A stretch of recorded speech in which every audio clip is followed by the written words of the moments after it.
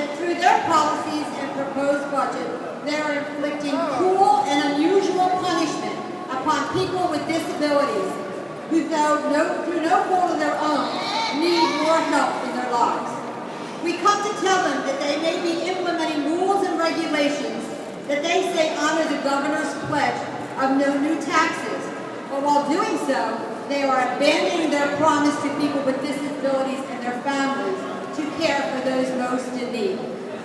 The good governor has said in the newspapers that everyone needs to know that he does have a heart.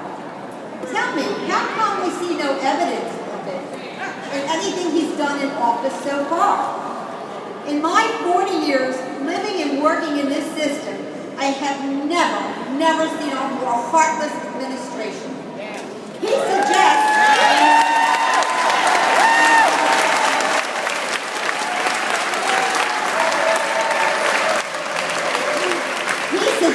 that those who accuse him of being heartless are subordinate. That means that we don't get it.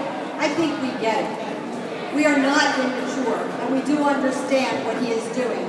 And we understand the immediate and widespread economic impact to human services he is instituting through his cuts.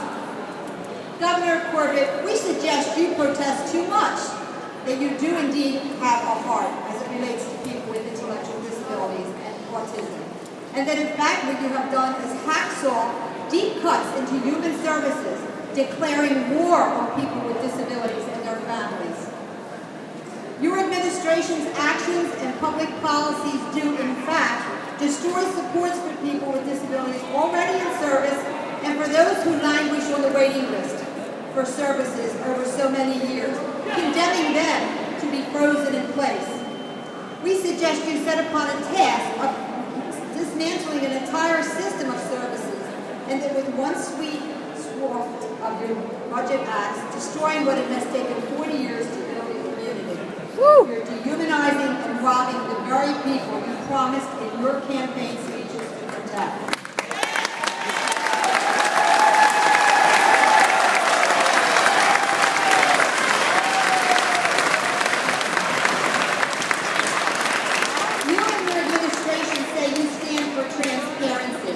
Yet you have wiped out almost every stakeholder group that give you input. And you secretly and underhandedly, along with the Secretary of Welfare, are attempting to undo the 1966 Mental Health Mental Retardation Act in order to get what you want at the very expense of those who desperately need help. Sneaking through back doors to undo 40 years of sacred law to protect people with disabilities is not only heartless, it's unconscionable. Governor Corbett, you and others in your administration clearly need a heart. Yours no longer functions.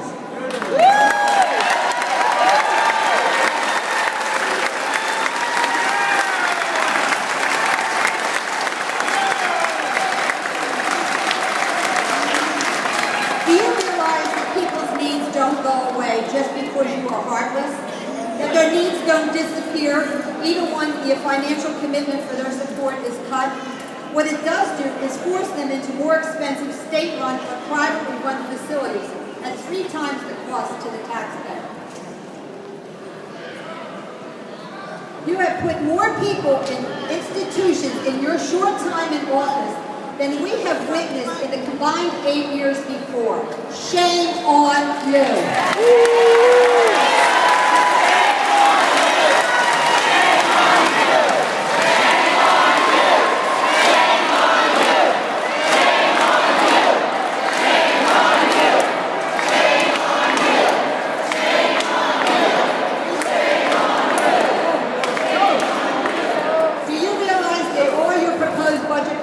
People who need supports more, reducing service to thousands and cutting jobs to many Pennsylvania taxpayers who work in our field so dedicated as they are, all costing our taxpayers more in the end.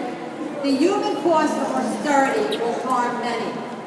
You and the Secretary of Welfare justify your heartless, ill-conceived decisions as efforts to right-size our intellectual system.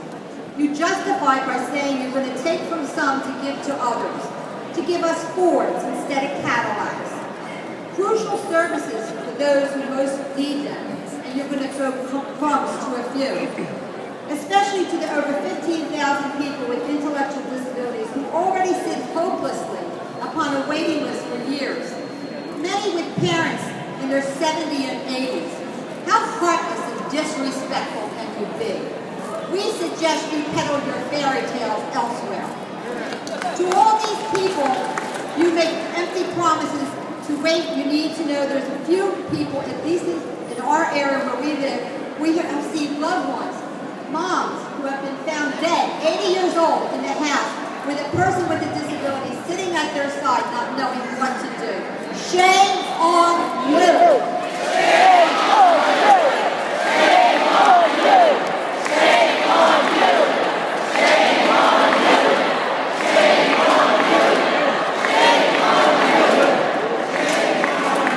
We have also seen families, especially in the last few months, in desperation, actually take their own lives because they are in so much despair, waiting with no hope for life ahead.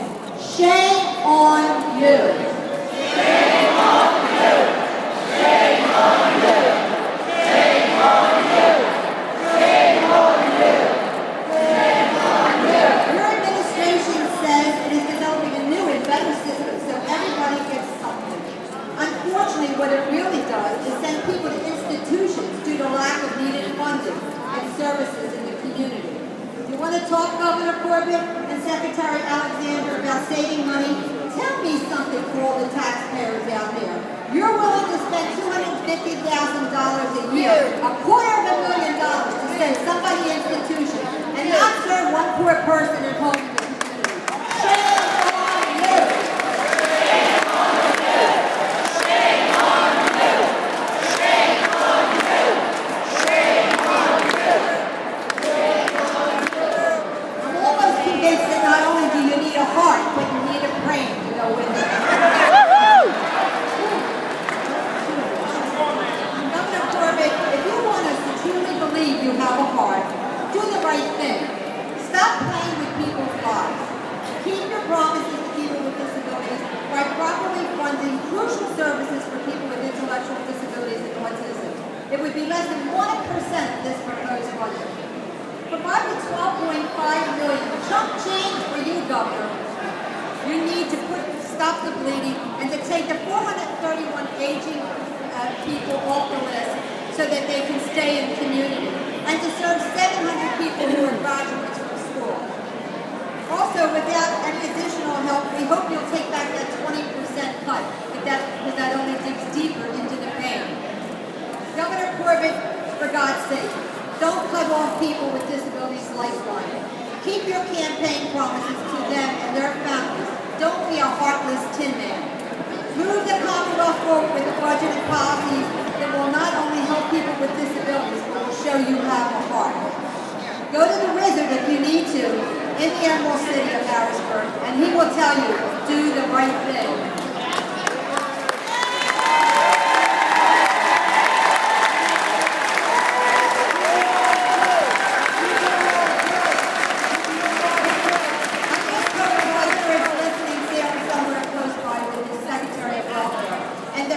He does not sit in this room that faces of fraud and abuse.